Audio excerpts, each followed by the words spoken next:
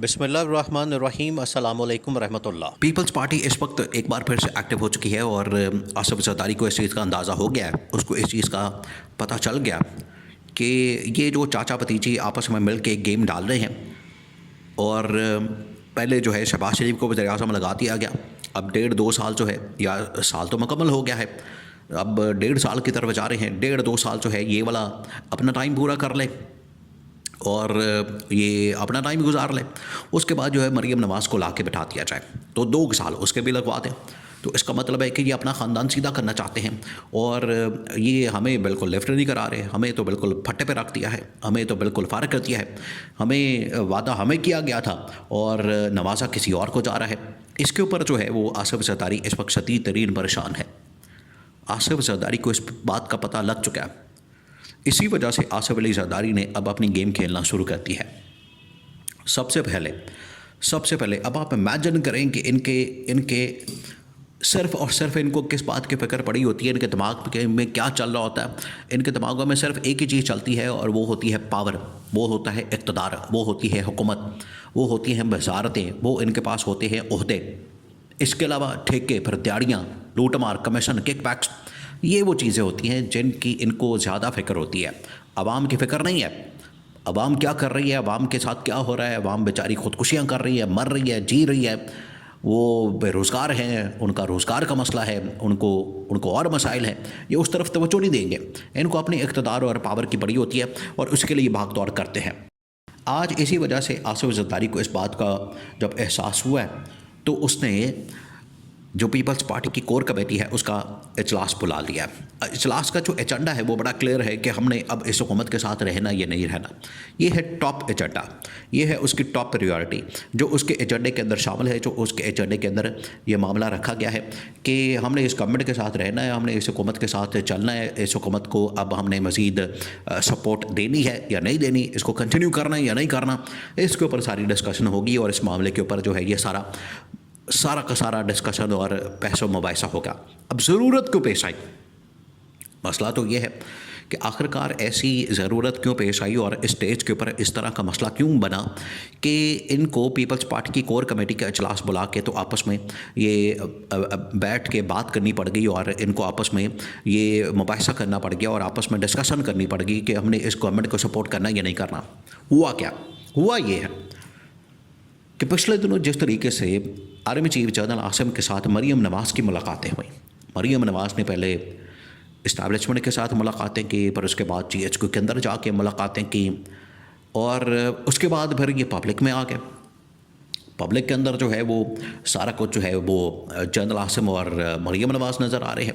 मरीम नवाज़ की मुलाकातें, एक चीफ मिनिस्टर की मुलाकातें जो है वो टॉप इस्टेब्लिशमेंट के साथ या इस्टेब्लिशमेंट के सरबरा के साथ या आर्मी चीफ के साथ। देखिए, पाकिस्तान में ताकत का जो मरकज़ होता है वो तो आर्मी चीफ होता है, सब कुछ उसी के गर्द घूमता है, उसी को ताकत का मरकज़ कहा जाता है। ये पाकिस्तान की रियलिटी है, इसको कोई माने या ना माने, अब ये हकीकत है। तो यहाँ पर सबको पता है कि इस्टेब्लिशमेंट के साथ या आर्मी चीफ के साथ कोई तस्वीर बनवा ले या उसके साथ खड़ा हो जाए या उसके साथ आए जाए तो इसका मतलब है कि उसकी तो बड़ी यस है और वो कुछ भी कहे तो उसकी बात तो मान ली जाएगी, उसके ऊपर तो अमल दरामद होगा।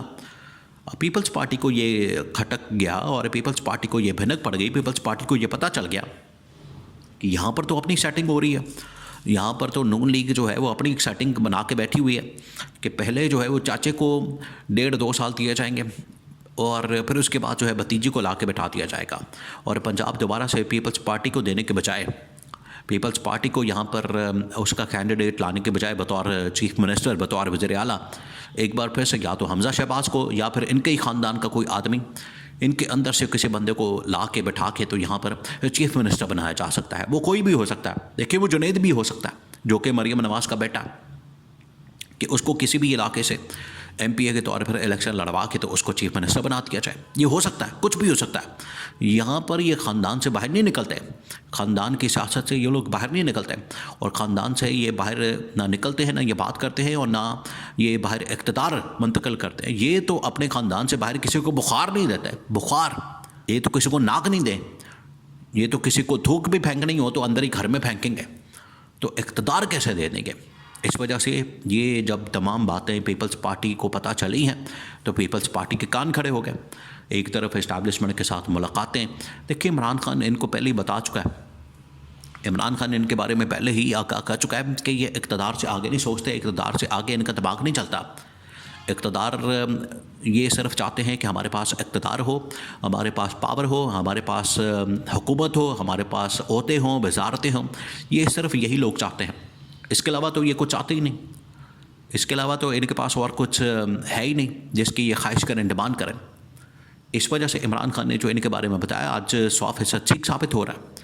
अब पीपल्स पार्टी को जब ये पता चला है कि उधर जनरल आसिम के साथ मुलाकातें, इधर जो है वो एक बार फिर से मरियम नवाज़ को लॉन्च कर दिया गया है, बहावलपुर के अंदर या चोलिस्तान के अंदर प्रोजेक्ट लॉन्च किया जाता है तो मरियम नवाज़ आर्मी चीफ होते हैं, लाहौर के अंदर एक हॉर्स एंड कैटल शो होता है तो वहाँ पर मरियम नवाज़ आर्मी चीफ इकट्ठे होते हैं। ये तो खिचड़ी पक रही है, तो कहानी कुछ और है, मामला ही कुछ और है, वो चीज़ ही कुछ और है, अंदर फिल्म कुछ और चल रही है। तो पीपल्स पार्टी को पता चल गया।